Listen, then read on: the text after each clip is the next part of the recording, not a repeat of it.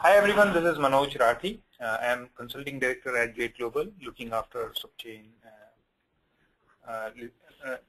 supply chain practice here. So let me just directly jump in the E&O solution. We will review the agenda today. So basically, we'll go over what is exactly E&O reserves and why anybody would need a solution for managing their E&O reserves. Some best practices around E&O, how to calculate E&O, how to calculate usage or release of the prior E&Os, dual process for E&O. Then we will review the Jade E&O solution and the recommended process, what we recommend as the industry process in terms of E&O analysis, and then solution options and benefits. So let's go over and let's see why E&O. So what is E&O basically? So it's excess inventory on top of your demand. Typically, companies take 12 months of demand, but you might have some different policy in your company. And obsolete inventory is anything, that's outdated or versioned out by another product, and you don't have any active demand for that. In terms of excess and obsolete inventory, typically I've seen for high-tech industry and industries where the product cycle is short, less than 2 years, or less than, let's say, every 2 years you get some revisions in your product. In those kind of industries, I've seen a lot of excess and obsolete inventory. Typically, the worst cases would be 25–30% of inventory could be tagged as excess and obsolete in some cases. And I've seen, like, in terms of percentage of revenue, a lot of times, it could be as high as 1% of revenue per quarter. So your net new provisions could be up to that number. If there are some big business transitions going on, you would see a lot of excess and obsolete inventory. For example, if you are acquiring some business, or if you are, for some reason, the market, you are introducing new products, you have to end at some old products. So in those kind of business transitions, you see a lot of excess and obsolete inventory. And also, if there is a market downturn, like we had in 2008, 2009, at that time, I've seen a lot of companies having big E&O requirements. So I think some of the reasons we already discussed why companies would end up with E&O inventory. So reduced product life cycle, design changes or product obsolescence. One more thing is forecast inaccuracy. Again, it's a factor of how things are. And if suddenly the economy tanks, then you would see that your forecast going down and you end up with a lot of E&O inventory.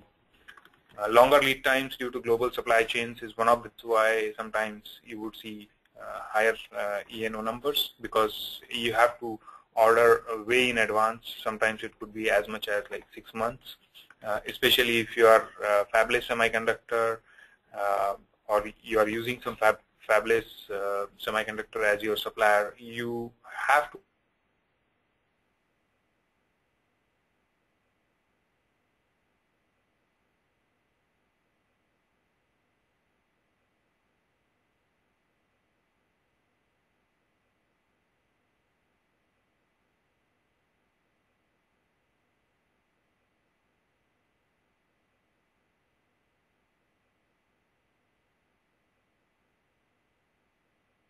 lower of cost of market or some kind of reserves that they maintain on their balance sheet. So why people have to maintain E&O reserves? So first and foremost, it's a GAAP and IFRS requirement. And typically, or inventory risk overall is a high risk item. It's released every quarter by auditors. Spreadsheet formulas, if you are using spreadsheets to manage E&O, then the spreadsheet formula has some error somewhere and it's not caught in time, and you end up having issues because of that. audit trail for changes made to the spreadsheet. So there is no way you can maintain audit trail apart from like creating versions of the spreadsheets. And then if you create versions, it's very difficult to go back and see what was changed. Complex rules to release prior reserves. So I think calculating excess inventory is probably very straightforward, but calculating the usage or release requirements of previously applied reserves, it's a very subjective and needs to be managed very carefully. And on top of that, a lot of times, I mean, with going after you calculate numbers, and so it has to go through some kind of review and approval process. So somebody says, oh, it is showing up as excess, but yeah, I can sell it to this or that customer. I can use it up in some other product. So all those things, they come up as manual exceptions, but then you have to basically have a review and approval process around that. A lot of companies, they still work with spreadsheets in terms of review and approval process. Those spreadsheets are floating around tagged to an email. So looking at all these issues, we have worked with many companies in the valley, in Silicon Valley, and we came up with some kind of, first, I mean, we started with a simple solution for companies, and then we came up with an Oracle-based solution for managing E&O. So basically the way we do it, and it's depicted here pictorially, so we have all the data we collect before we start the E&O analysis, and then so that data is supply, demand, transaction history, master data, and historical reserves that would be maintained. Once we collect all that data, we do the supply demand netting to come up with the E&O numbers.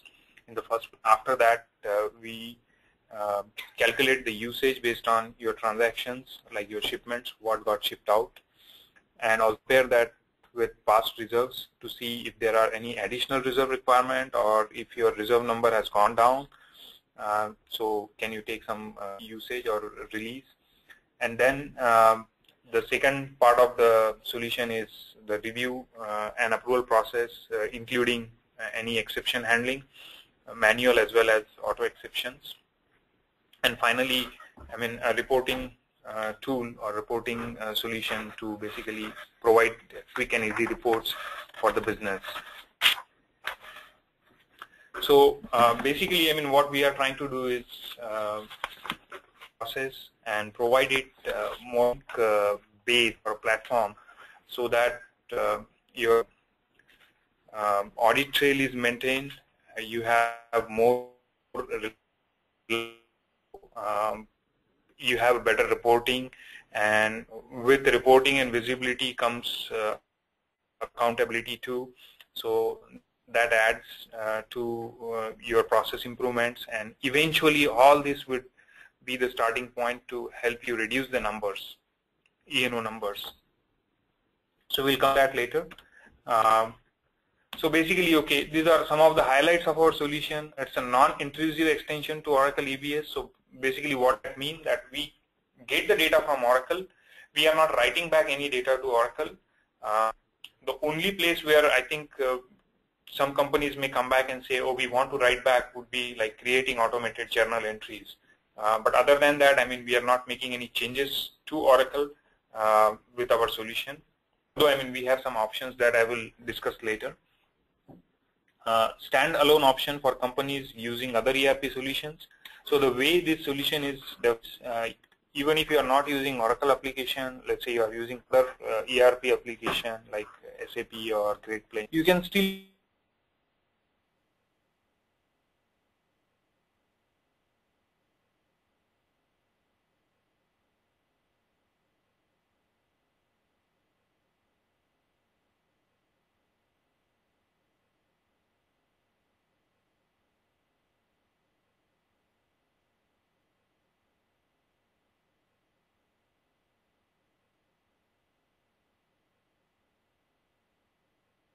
with all the numbers, and then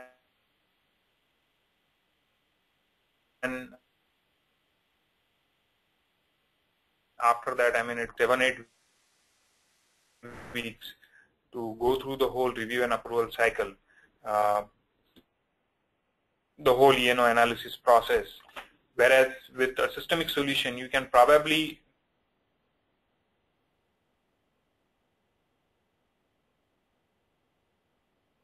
do the whole calculations in a couple of hours, and a good review and approval.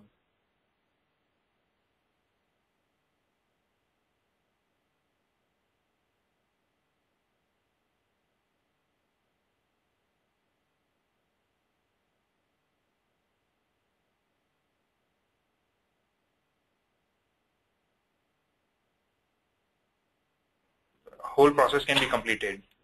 It uploads. They like to work with the data in spreadsheets and then basically upload that or download that data back. So we have all that capability built in. Reporting and audit capabilities, so you can go back and see. I mean, you can report there are a lot of canned reports within the solution, and also there is an audit capability, which means, I mean, we are maintaining all the change history, all the audit trail of who has done what. So that will basically tell you, let's say if somebody has taken a manual exception on one of the E&O numbers or a usage number, that can be easily audited.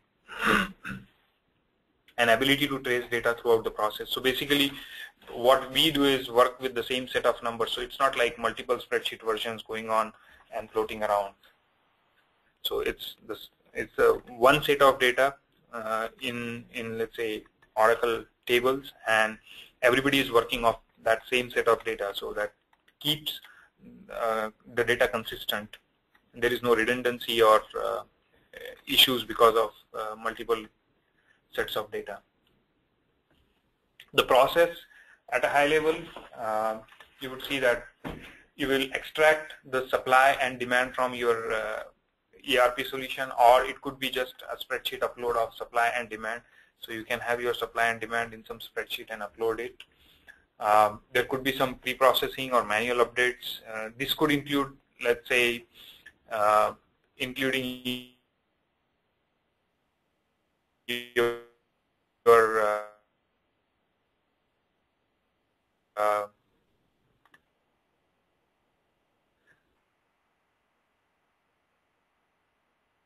channel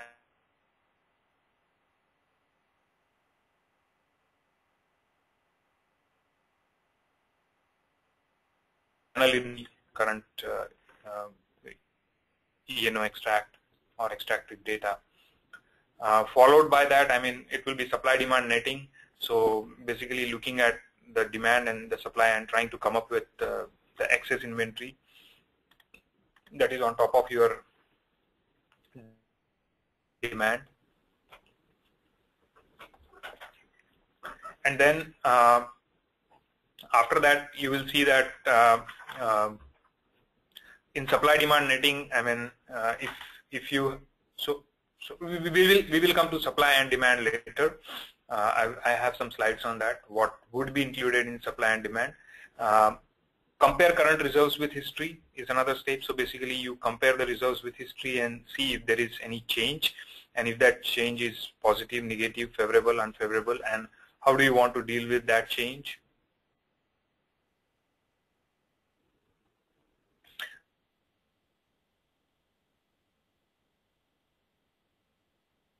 Also,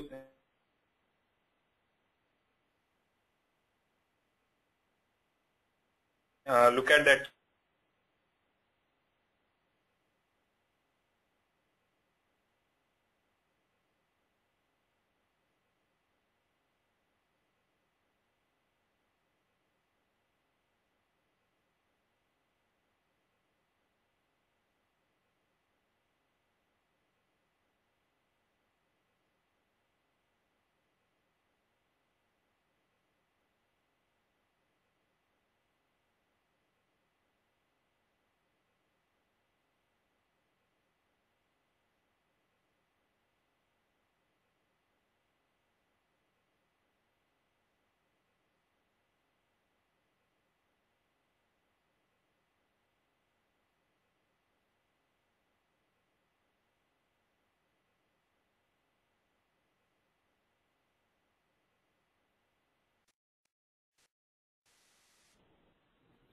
Distribution channel inventory, in fact, also deferred costs can be included if you have the details around deferred costs, what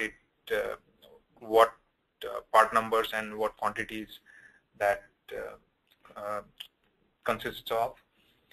Any purchasing commitments or supplier inventory that you have could also be included in your E&O analysis.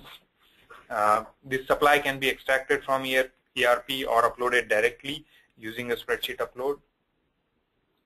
Provision to update supply, so when you get it in spreadsheet, let's say, you can make some changes to the supply and upload it. GUI to view and edit supply, so there is a user interface where you can go and make changes to the supply. One more thing, what I have typically seen companies doing when they do the E&O analysis is to have the supply, the complete supply that they report on their balance sheet, the full supply upload here, so that at the end of the E&O analysis, when they run reports, it's very easy for audit. What is the total supply, and then what is the E&O number, past E&O number, now what we have got, and what is the usage, and what's the net provision for this quarter or for this month, depending on whether you are doing your analysis or booking your numbers per month or per quarter. So I've seen, well-run companies, they typically would be doing the analysis per month but booking the numbers per quarter, which is a very common scenario I have seen around here. This is just a screenshot of the supply GUI. So basically you can see here we have extract data, upload data, and find data. So you can have some filters to find some specific data and work with that. Now coming to demand, all your consolidated forecasts and sales could be included in. You could have, if you are using your supplier inventory, you could probably have additional demand for supply inventory also uploaded here. You can enter the demand by period and expected selling price. Especially this is handy when you are trying to use this solution for LCM reserves. So what you can do is you can have your ASPs or expected LCM requirements would be period by period, or based on supply. You can have like a schedule of, okay, for this month's demand my LCM is, let's say, 0. For this month's demand my LCM becomes whatever 10% of my current cost, and subsequently it becomes like 20% or 30% like that. Again, you can enter the demand for the relevant horizon. Company policy says 12-month worth of demand, you can use that. Ability to extract Oracle EBS demand, upload spreadsheet data. As I said, you can do that for each one of these data. Enter only independent demand, and the dependent demand will be calculated by our solution that we can do. GUI to manage and query demand, so that is there. One more thing the solution is capable of is determining the demand based on your transaction history or usage history. So let's say last 12 months or last 6 months multiplied by 2, you want to calculate your transaction history or shipment history and call that as your demand. Or sometimes you may want to check, let's say, last 6 months worth of shipment, analyze that, and also compare it with your forecast and take the minimum of the two or the maximum of the two, whatever your company policy is. Those things can be built in, and you can basically decide which way you want to go. In fact, those could be some auto exceptions also. Again, this is just a screenshot of the GUI, how it would look like. So actually, in terms of this GUI, we have 3 options. One is where it's Oracle Forms, the old version of Oracle Form or GUI, and the second version is where we are developing using Oracle ADA for the self-service pages, so which has got a much better look and feel. And the third version is the Java standalone version, so it's in design but we haven't developed it, but that can be done for companies who want to use this solution for non-Oracle ERP system.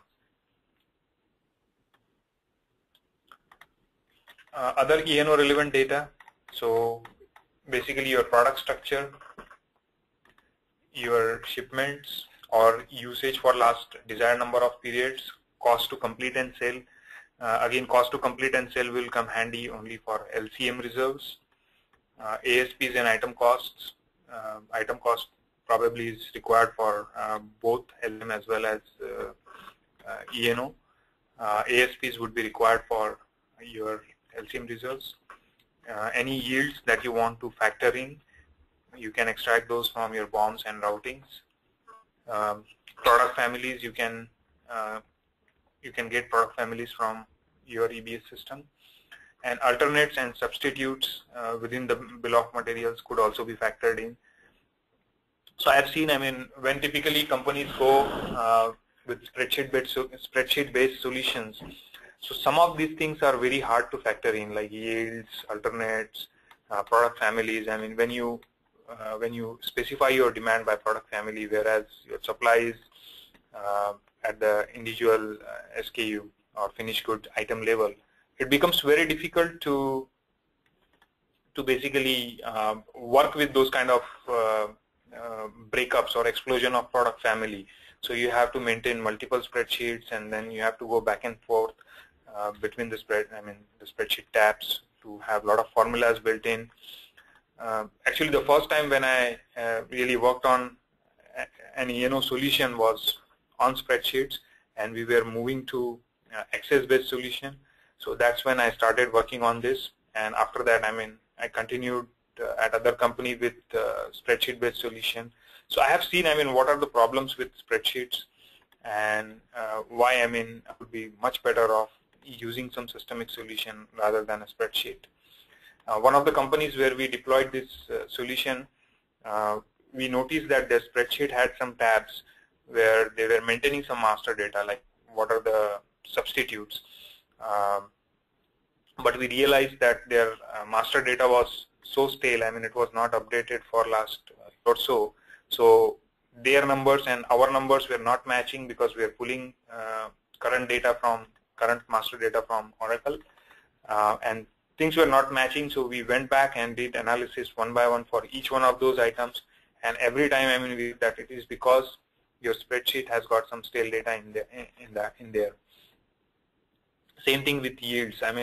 Yields are so dynamic; they are changing every quarter, and it's very hard for sheets to basically maintain those yields unless you are in some reports that gets you a dump of the yields and you upload. You store it back in your spreadsheet.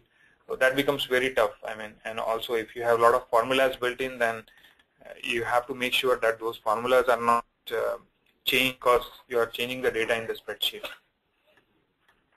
So all these are like typical problems you end up with spreadsheet kind of solutions or processes. And that's where we were targeting to basically provide a systemic solution where all these spreadsheet related issues can be resolved. And also it's not just issues, it's also about the limitations of spreadsheets, whereas if you have a systemic solution, you can probably do a whole lot of things that you would like to do in terms of your E&O analysis. One of the examples could be, let's say your commitments. Let's say somebody is taking a manual exception and they say, okay, I will be able to sell this in next 1 quarter. So with this solution, you can even have a commit date from that person, like, okay, this is my commit date to for the manual exception that I am taking. And next time when the E&O analysis comes up again, you can go back and say, oh no, you committed last quarter, you haven't done it now till now. So no, this quarter you cannot exception it. You have to take the hit now. So those kind of ownership on actions could be built in the solution, whereas in spreadsheets it's very hard to do. Just an example of how the E&Os would be calculated. So basically you have a demand item, you have a supply item, and using the bill of material and yields from either bills or routings, we could basically, you could see that how our solution would go and calculate the excess numbers. So first it will go and use the finished inventory at the same level where the supply and demand items are same. Then it will find out if there is any work in process for that finished goods. After that, it will go look at the next level component within the bill of material and try to do a supply demand netting for that component and keep going on till we end up having excess, or till we are also factoring in the yields from your bill of materials.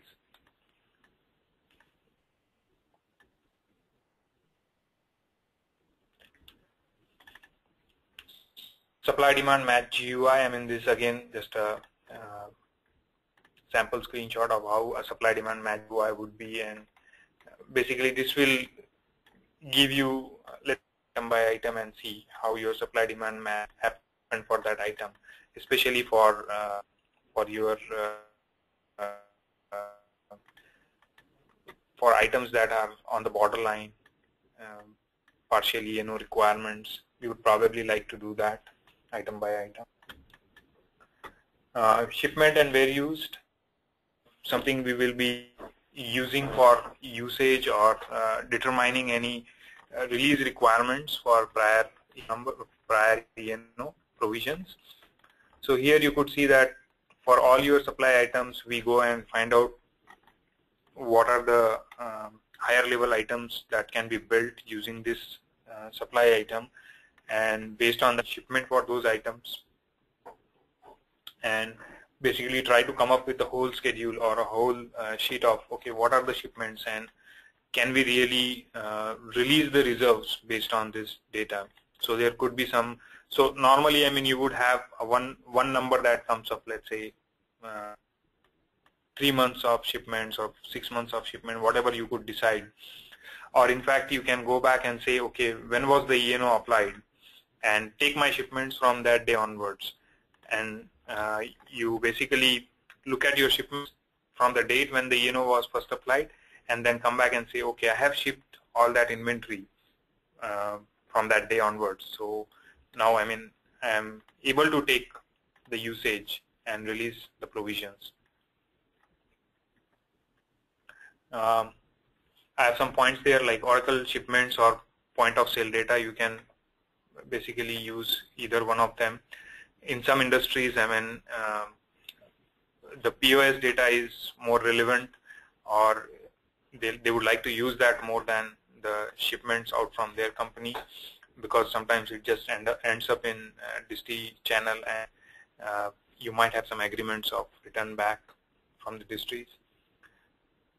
To analyze how product is doing in market. So sometimes I mean it's not just looking at a pure one number. You can also see, I mean, if really my shipments are consistent or are they dying down, so I expect no more shipments going forward. So things like that could be analyzed using this shipment and where used report. A very useful report, and I mean each one of these report, you run it for one part and you can take that and just create an attachment of that to the individual item record, and it can be one of your audit evidences why you are taking the release or usage.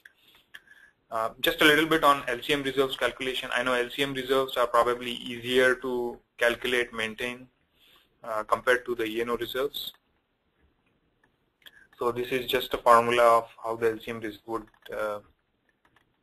be calculated. So average selling price minus variable selling cost, and subtract your unit cost and cost to complete and sale from that. So that becomes your LCM reserve per unit. Another good feature of the solution that we have tried to build in is history data load. So you, let's say, take out last 2 years worth of your E&O analysis data and then upload the history table for further reporting through this solution. So you can dump your spreadsheets completely and pull all the data in this solution and start using this solution from day one. So that comes very handy, especially when you have history to basically go back and look at your reserves, do the comparisons to come up with net provisions or to come up with usage. Another option you might have is to basically use this data in any your analytical solutions, like if you are using Oracle's PIE or if you are using some other analytical tool, you can put this in data warehouse, and from there you can create reports. You can do trend analysis, basically period over period. You can see how your numbers are, how your supply, demand, E&O numbers are moving. And of course, I mean, you can do the comparison, and it becomes a secured repository for your further reporting or historic information. Some solution options. So for supply demand netting, I mean, if you are already using MP or ASCP, we can basically route the whole, or we can basically build a bridge from the E&O application to your supply demand netting tool and bring the netted data back. So you don't have to recreate or use the supply demand netting logic that we have built in, because whatever we built in is it's not as feature rich or as detailed as you would find in other solutions like ASCP or some other solutions. So and also, I mean, once you have, let's say, ASCP, why would you like to do your supply demand netting using some custom solution? So for those kind of reasons, I mean, you can basically use some other tool for supply demand net and still use the E&O application. You can integrate this solution with GL. One of the ways you could do is you can create a report, or we already have one report where you get the dump of your E&O in a prescribed format that can be directly uploaded using web ADI back to your GL. So it becomes a very simple process.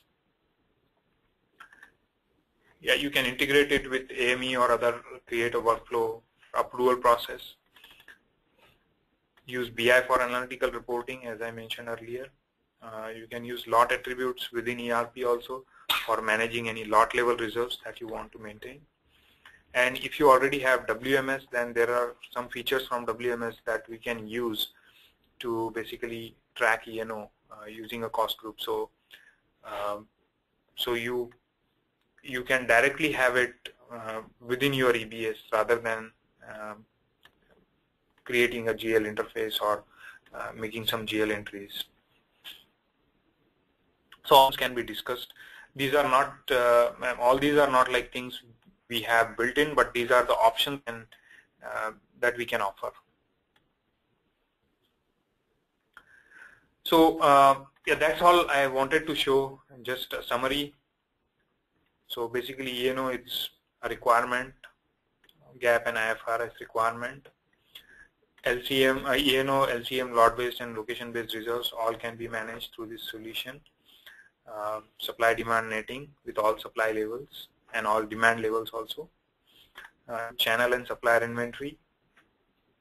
Compare current reserves to basically release prior reserves, and use master data from your EBS or from other legacy systems. Some benefits that we have seen people realize with this kind of solution is, one of our customers, they have vouched for 10 to 15% reduction in their E&O provisions, so which is great, and it's a direct benefit to your bottom line. More reliable and accurate E&O numbers. So our process, I mean, for one of the customers, we even got our solution reviewed by external auditors, and they were okay with the solution, and I think it probably might have cut down their overall audit time and probably some cost there. Reduction in E&O analysis and review time, significant reduction there. You can potentially reduce your period close cycle time, like if you bring your E&O analysis at the end of, after the end of the quarter, and that could be one of your, like, the bottlenecks in period close process, then you can some solution like this, and it will help you reduce the overall period close cycle time. Accountability for exceptions, better user experience,